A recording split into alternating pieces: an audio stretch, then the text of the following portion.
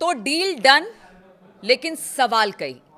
बात आज इसी पर होगी। देखिए, अभी 24 घंटे भी नहीं बीते हैं कि पता ये चल रहा है कि सब अपनी अपनी बातें कह रहे हैं, चाहे वो ईरान हो, अमेरिका हो या फिर इजराइल हो। नमस्कार, मैं हूं नीलू। तो अमेरिका और ईरान के बीच की शांति डील को इजराइल मानेगा या नहीं मानेगा? अब सबसे बड़ा यक्ष प्रश्न यही बनकर खड़ा है। इस डील पर डिजिटल रूप में मुहर लग जाने के बाद इजराइल के प्रधानमंत्री बेंजामिन नेतन्याहू का पहला बयान सामने आ गया। नेतन्याहू ने सोमवार 15 जून को कहा कि ईरान को कभी भी परमाणु हथियार हासिल नहीं करने देना चाहेंगे। चाहे कोई समझौता हो या ना हो, उससे कोई फर्क उन्हें नहीं पड़ता।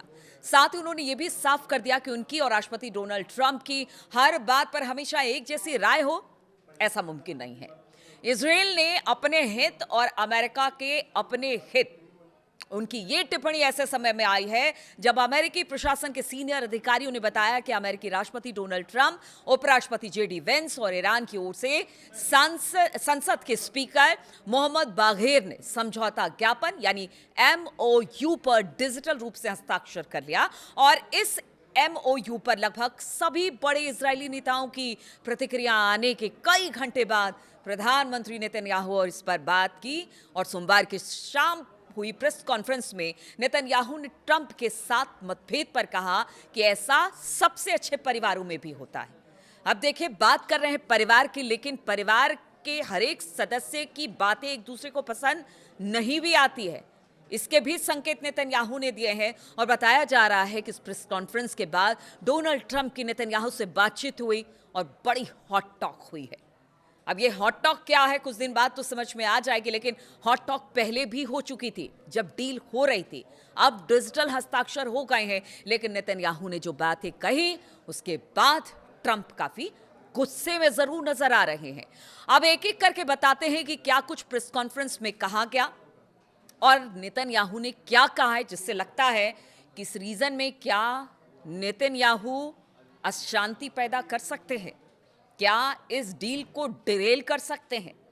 कल से लेकर आज तक यही सवाल उठ रहा है कि ट्रंप और ईरान के बीच तो बातचीत हो गई है, लेकिन जो मंशा लेकर नेतन्याहू लगातार विस्तारवादी नीति के साथ आगे बढ़ रहे हैं लेबनान और तमाम मोर्चों पर, उनके जो सैनिक हैं वो पीछे हटने को तैयार नहीं है। ऐसे में शांति कैसे आएगी?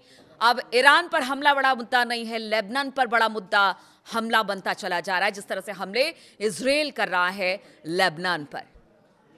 तो अब बात करते हैं नेतन्याहू की और उन्होंने क्या कहा प्रेस कॉन्फ्रेंस के दौरान एक एक करके आपको बताते हैं। तो राष्ट्रपति डोनाल्ड ट्रंप और मैं हर बात पर हमेशा एक जैसी राय नहीं रखते हैं।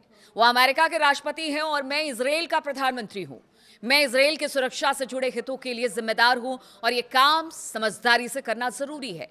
नेतन्याहू ने कहा कि ईरान को परमाणु हथियार हासिल करने से रोकना उनके पूरे राजनीतिक जीवन का सबसे बड़ा और एकमात्र लक्ष्य रहा है।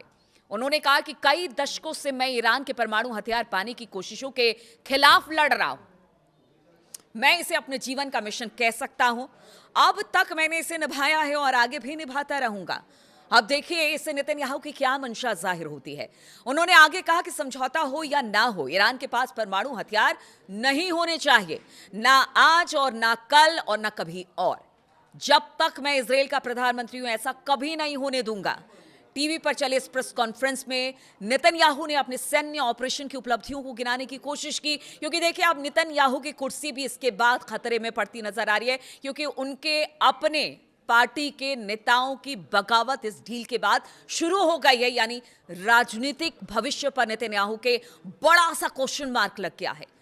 दरअसल युद्ध को संभालने के तरीके और अमेरिका और ईरान के समझौते वार्ता में असर न डाल पाने को लेकर उन्होंने काफी आलोचना का सामना करना पड़ा है। नेतन्याहू को भी चुनाव में जाना है और नेतन्याहू ने कहा कि सबसे महत्वपूर्ण बात यह है कि हमने इजराइल देश को परमाणु विनाश के खतरे से बचा लिया है। अब कहां परमाणु विस्फोट हो रहा है, कहां बचा लिया, क्या कर लिया, खैर ये उनके राष्ट्र का मामला है, वो अपनी बात रख रहे हैं इस डील के बाद।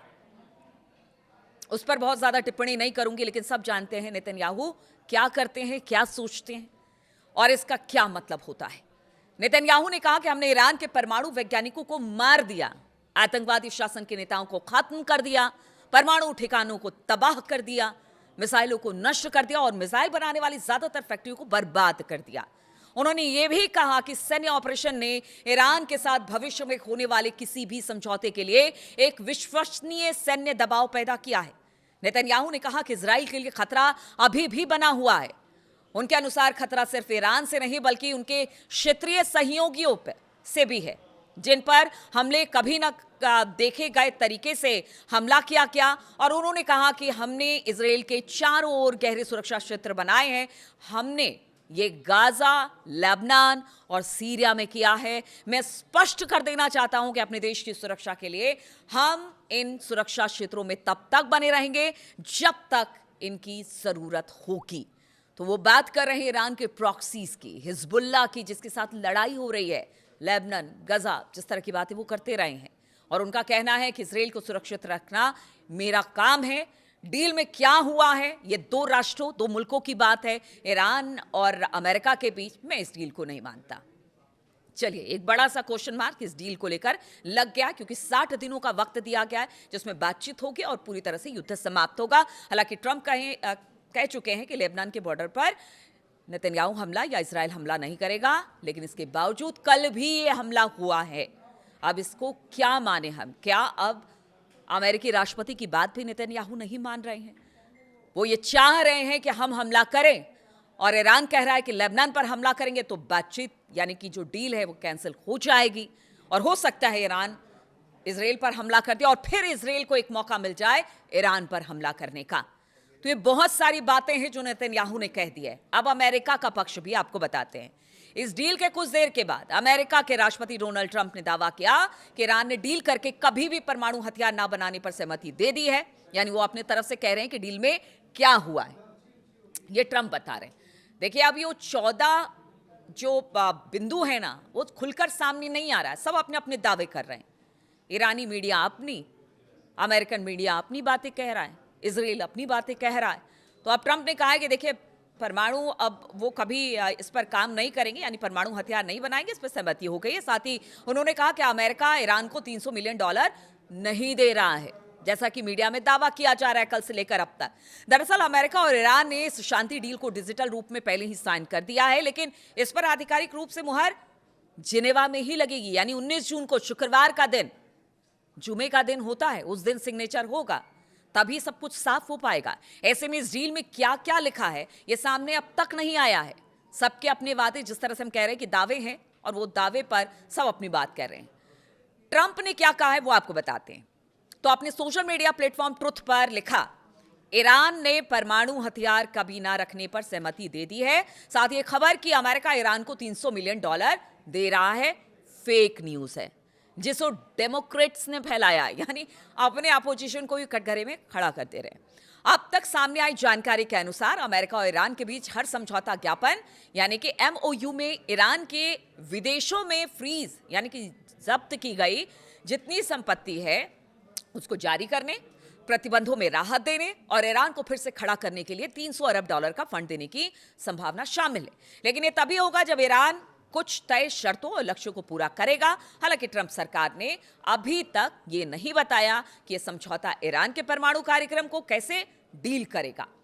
और अब भी कई बड़े सवाल बने हुए हैं, जैसे कि ये जांच कौन करेगा, ईरान समझौते का पालन कर रहा है या फिर नहीं, ये कौन सुनिश्चित करेगा कि ईरान परमाणु हथियार नहीं बना रहा है, ईरान के परमाणु हथियारों और ठिकानों के नीचे दबे जो उनके इनरिच्ड यूरेनियम है उनको कौन हटाएगा, नष्ट करेगा। पिछले साल अमेरिकी हमलों में ईरान के जिन परमाणु ठिकानों को भारी नुकसान पहुंचा था उसके नीचे अभी भी कहा जा रहा है कि इनरिच्ड यूरेनियम मौजूद हो सकते हैं। तो अमेरिकी उपराष्ट्रपति ही अमेरिका की तरफ से डील पर साइन करने जिनेवा जाएंगे। ये पहले भी उन्होंने कहा था कि ट्रंप नहीं जाएंगे, उपराष्ट्रपति JD वेंस जाएंगे और वही जिनेवा में शामिल होंगे। शायद समझौते की कॉपी अभी तक सार्वजनिक नहीं की गई है। उपराष्ट्रपति JD वेंस ने जो ABC न्यूज़ है उससे कहा कि व्हाइट हाउस इस हफ्ते इस समझौते में क्या लिखा है इसकी कॉपी भी जारी कर देगा। यानी जो अटकलें लगाई जा रही हैं कि समझौता किन बिंदुओं पर हुआ है, किन बिंदुओं पर नहीं, JD वेंस ने कहा कि बहुत जल्द इसको भी रिलीज कर दिया जाएगा। उन्होंने कहा कि लोग ये देखेंगे कि ईरान को $1 भी तब तक नहीं मिलेगा जब तक वो अपनी जिम्मेदारियां पूरी नहीं करता। वेंस ने कहा कि इस डील के तहत ईरान को अमेरिकी टैक्स पेयर का कोई पैसा नहीं मिलेगा और तर्क दिया गया कि ईरान पर लगे प्रतिबंध हटाने और उसे अंतर्राष्ट्रीय अर्थव्यवस्था में वापस लाने में अमेरिकियों का फायदा होगा।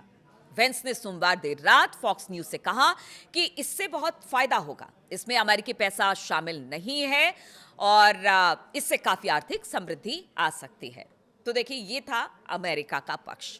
उन्होंने अपनी बात रख दी, सोशल मीडिया ट्रुथ पर कह दिया कि देखिए भाई, हमने अपनी बातों को आगे रखा है, ईरान हमारी बातों को मान लेगा तो सब ठीक है, वरना यहां पर भी एक बड़ा क्वेश्चन मार्क। तो 2 क्वेश्चन मार्क तो हो गए इस समझौते को लेकर। 60 दिन का, बार बार याद दिला रही हूं, 60 दिन का वक्त है। अब बात कर लेते हैं ईरान की। तो अमेरिकी और ईरान शांति समझौते में, अमेरिका और ईरान शांति समझौते में एक बहुत बड़ा बदलाव आया है। अब ईरान का दावा है कि अमेरिका ने अंतिम सहमति में यह माना कि हॉर्मुज स्ट्रेट से गुजरने वाले जहाजों से टोल वसूल कर सकता है। देखिए, कल तक ये कहा जा रहा था अब कोई टोल नहीं होगा, जैसे पुरानी व्यवस्था थी। हॉर्मुज से तमाम जहाज निकलते थे, किसी तरह से कोई शुल्क यहां नहीं लगता था। और जिस तरह से कल बातचीत हुई, ये कहा गया कि फिर वैसे ही स्थिति हो जाएगी। लेकिन अब ईरान दावा कर रहा है कि नहीं नहीं, अमेरिका मान गया है कि हम टोल वसूलेंगे। हालांकि अमेरिका ने अभी तक ईरान के टोल वसूलने के दावे को पर कोई किसी तरह की कोई प्रतिक्रिया नहीं दी है कि वो सही कह रहा है, नहीं कह रहा है, क्या कह रहा है। चंद घंटे पहले तक अमेरिकी राष्ट्रपति डोनाल्ड ट्रंप हॉर्मुज स्ट्रेट को खोलने और बिना टोल के जहाजों की स्वतंत्र आवाजाही की वकालत करते दिखाई दिए। ट्रंप ने कई मौकों पर कहा कि वो ईरान को हॉर्मुज से गुजरने वाले जहाजों से टोल वसूलने की अनुमति नहीं देंगे। तो यहां पर भी अब बड़ा क्वेश्चन मार्क हो गया है। तो पता नहीं इस 14 बिंदुओं में क्या बातें शामिल हैं, किसको एज है। देखिए, कल भी मैंने ये कहा था कि हार जीत की जहां तक बात है, ठीक है, निगोसिएशन हुए हैं, उन 14 बिंदुओं पर भी सहमति बनी है, लेकिन एज तो यहां फिर भी ईरान को दिख रहा है। क्योंकि कई बातें हैं, अगर ठीक है वो पैसा रिलीज करने, फ्रीज अकाउंट रिलीज करने की बात कर रहे हैं, तो अब से पहले तक बहुत ज्यादा नुकसान ईरान को झेलना पड़ा इन फ्रीज अकाउंट की वजह से। और अगर आप पुनः निर्माण यानी कि रिकंस्ट्रक्शन के लिए भी पैसा देते हैं तो भी एक बड़ा एज है। और अगर टोल वसूलने की इजाजत मिल जाती है तो फिर इससे अच्छी बात तो कोई हो ही नहीं सकती है। इधर इजराइल को लग रहा है कि वो तो खाली हाथ रह गया, उसके पास कुछ भी नहीं रहा। इन दोनों ने डील कर ली, मुझे किनारे कर दिया, अब मेरे देश का होगा क्या। और इधर ट्रंप अपने आप को सर्वोच्च, क्योंकि महाशक्ति तो वो बताते रहे हैं अमेरिका अपने आप को, तो वो हमेशा ऊपर रहने की बात कह रहा है। इसलिए वो ये बताना चाह रहा है, ये दिखाना चाह रहा है कि वो अब भी सबसे ऊपर है। लेकिन इस डील को लेकर संशय अब भी बरकरार है।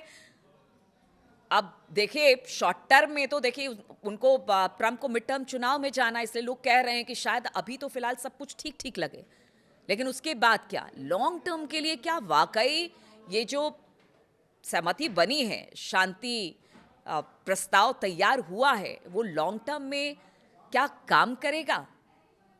सवाल सबसे बड़ा यही है। आप इसको लेकर क्या सोचते हैं? अपनी प्रतिक्रिया जरूर दें। तीनों देशों ने अपनी अपनी प्रतिक्रिया तो दे दी है, अब 19 तारीख का इंतजार है। हालांकि उससे पहले जेडी वेंस ने कहा है कि इन 14 बिंदुओं को रिलीज कर दिया जाएगा। उसमें देखना होगा कि एज किसे है, किसने अपनी बात मनवा ली है, कौन आगे बढ़ रहा है, क्या कुछ होगा। इधर नेतन्याहू की जो मंशा है उसे देखकर तो बहुत बड़ा खतरा नजर आ रहा है। तो जरूर अपनी राय दें और ये बताने की कोशिश करें कि आपको ये वीडियो कैसा लगा, आप इसे लेकर क्या सोचते हैं। फिलहाल बहुत बहुत शुक्रिया मेरे साथ इस वीडियो में शामिल होने के लिए।